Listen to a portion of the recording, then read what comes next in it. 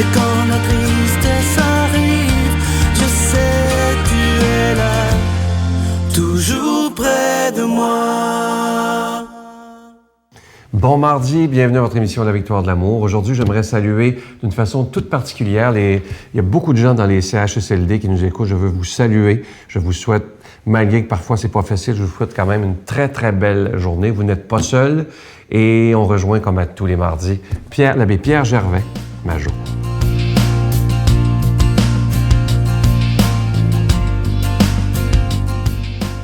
Alors bonjour, aujourd'hui la parabole de la dernière place. Là, c'est un conte, hein? C'est une parabole, c'est un conte. Ça se passe à la porte de l'enfer. Vous voyez venir, là? Alors, l'enfer était presque complet, il restait une seule place.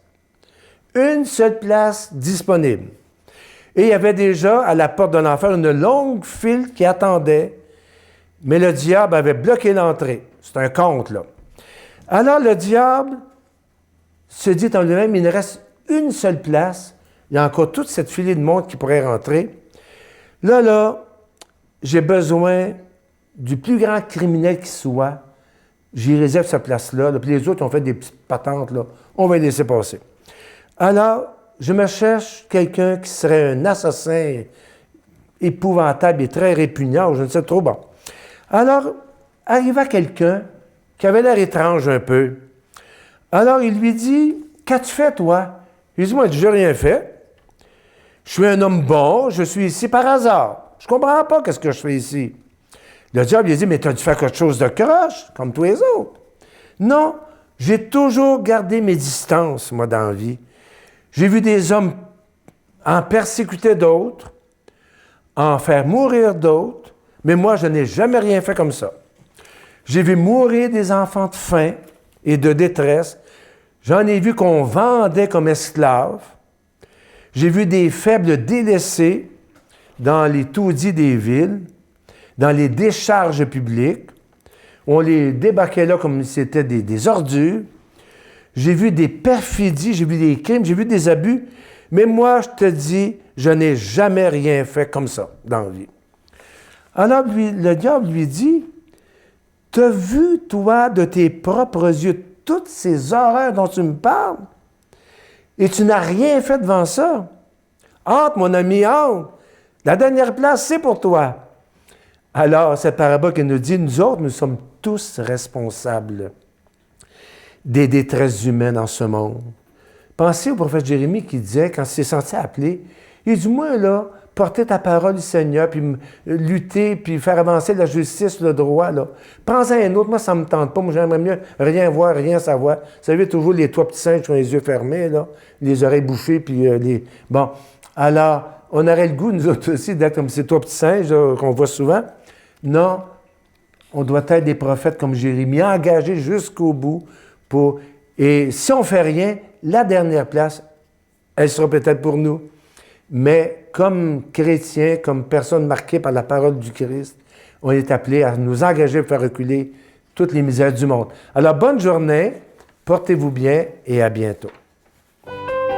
Notre Père qui es aux cieux, que ton nom soit sanctifié, que ton règne vienne, que ta volonté soit faite sur la terre comme au ciel. Donne-nous aujourd'hui notre pain de ce jour. Pardonne-nous nos offenses comme nous pardonnons à ceux qui nous ont offensés. Ne nous laisse pas entrer en tentation, mais délivre-nous du mal, car c'est à toi qu'appartient le règne, la puissance et la gloire pour les siècles des siècles. Amen.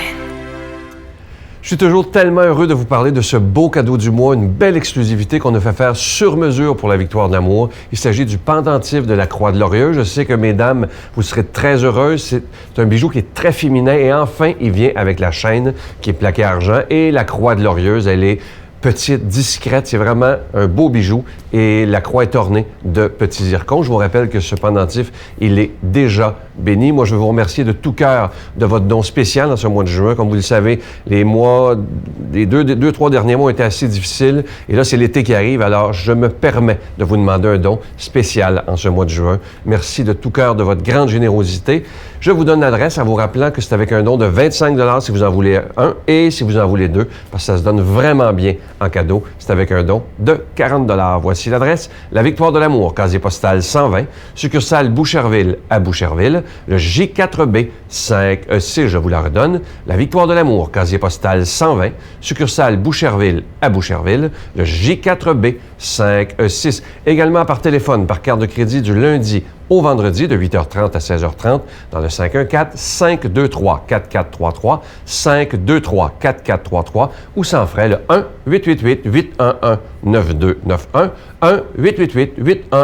1-888-811-9291 et aussi sur notre site internet le www.lavictoiredelamour.org. Merci de tout cœur de votre prière, c'est vraiment ce qu'il y a d'essentiel, mais merci aussi de tout mon cœur, au nom de toute l'équipe de la Victoire de l'Amour, de votre don spécial pour le mois de juin. Merci infiniment de votre générosité.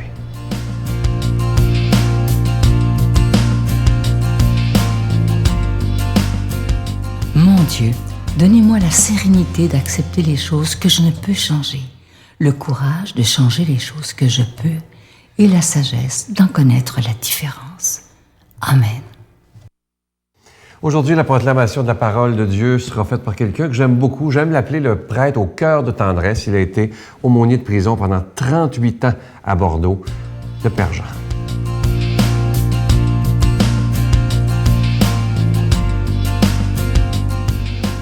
Bonjour. Cette bonne nouvelle de Saint Matthieu aujourd'hui nous révèle de la part de Jésus quelque chose qui a choqué les gens de son temps.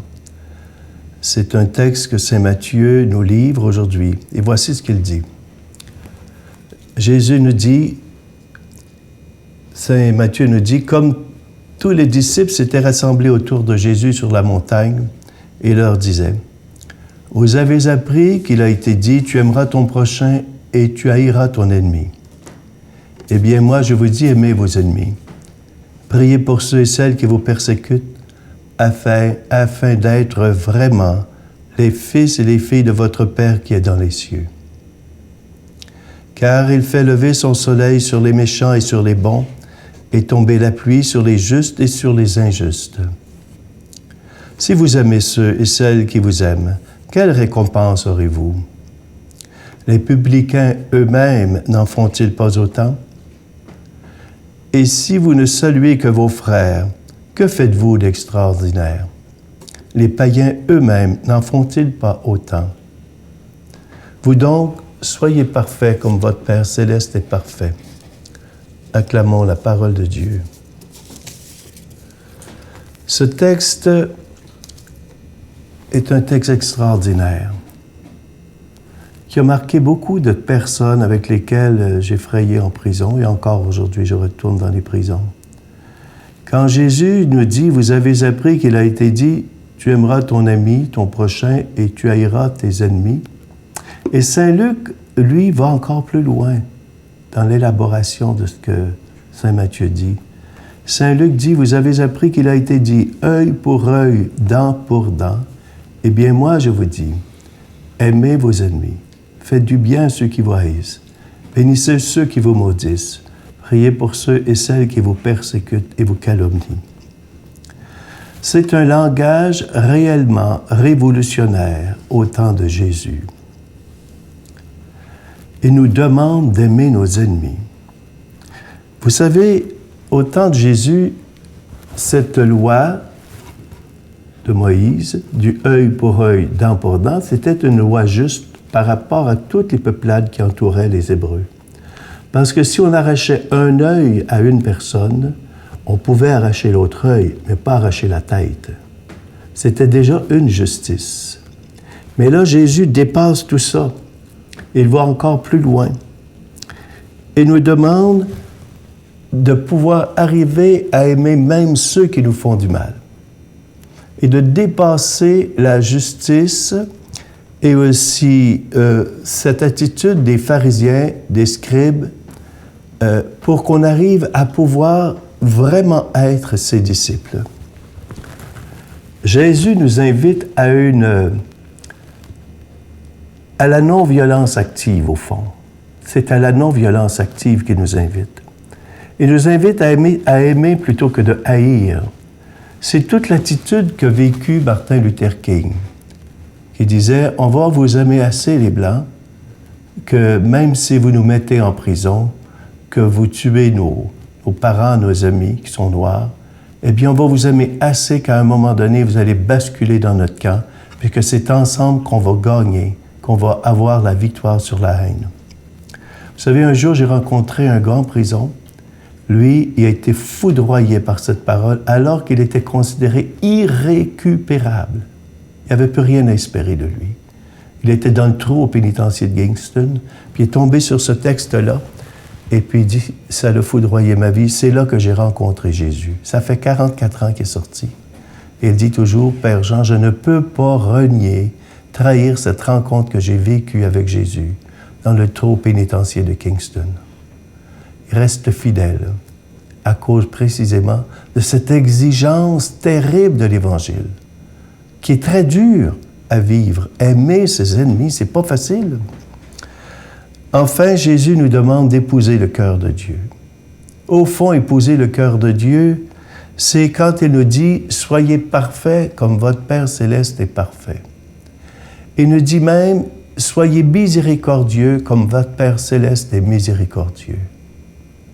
Épouser le cœur de Dieu, c'est aller au-delà des visages de personnes qui nous ont blessés pour voir le visage du Christ. Mais vous savez, ça demande des grâces particulières. Il faut demander sans cesse cette grâce de pouvoir pardonner, mais il y a un cheminement dans le pardon et dans l'amour des autres. Et souvent, je dis aux gens, allez communier. La communion, c'est le sacrement des sacrements du pardon. La communion, c'est le sacrement des pécheurs et des pécheresses. Plus on est pécheur, plus il faut aller communier, nous disait saint Augustin. Et dans la communion, si on n'arrive pas à pouvoir aimer, pardonner, eh bien, on va demander au Seigneur de nous aider à travers sa puissance d'amour d'arriver à pardonner. Et j'ai vu des gens auxquels j'ai demandé d'aller communier et qui sont allés communier, même s'ils n'avaient pas cette capacité de pardonner. Je leur disais, allez communier, vous aurez cette grâce du pardon. Je demande au Seigneur de nous bénir, lui qui est un Dieu de tendresse, d'amour et de miséricorde. Amen. Je vous salue Marie, pleine de grâce. Le Seigneur est avec vous. Vous êtes bénie entre toutes les femmes, et Jésus, le fruit de vos entrailles, est béni. Sainte Marie, Mère de Dieu, priez pour nous pauvres pécheurs, maintenant et à l'heure de notre mort. Amen. La Victoire de l'amour vous invite à sa retraite spirituelle dans le centre du Québec, les 9, 10 et 11 octobre 2015. Sous le thème Dieu et miséricorde, il espère et pardonne, venez vivre des moments de ressourcement inoubliables, en compagnie de l'abbé Robert Jolicoeur, Sœur Angèle, Sylvain Charon, Miguel Padilla, et un spectacle de l'unique Robert Lebel à l'hôtel et suite Le Dauphin à Drummondville. Réservez rapidement à notre bureau au 514-523-4433 ou sans frais au 1-888-811-92-91. Venez vivre une fin de semaine exceptionnelle, remplie d'amour, de paix et de joie. Je vous invite à ne pas retarder pour réserver votre place à notre belle retraite qui s'en vient les 9 et 10 et 11 octobre prochains. C'est à Drummondville, à ce bel hôtel et suite Le Dauphin. C'est un hôtel qu'on connaît bien. On est bien là parce que c'est dans le centre du Québec. Je vous rappelle que ce sera avec l'abbé Robert Jolicoeur. Il y aura aussi Miguel qui sera avec nous. Sœur Angèle, je serai là. Et un beau spectacle de Robert Lebel. C'est lui qui a fait, entre autres, cette belle chanson comme lui. Réservez bientôt. Bye!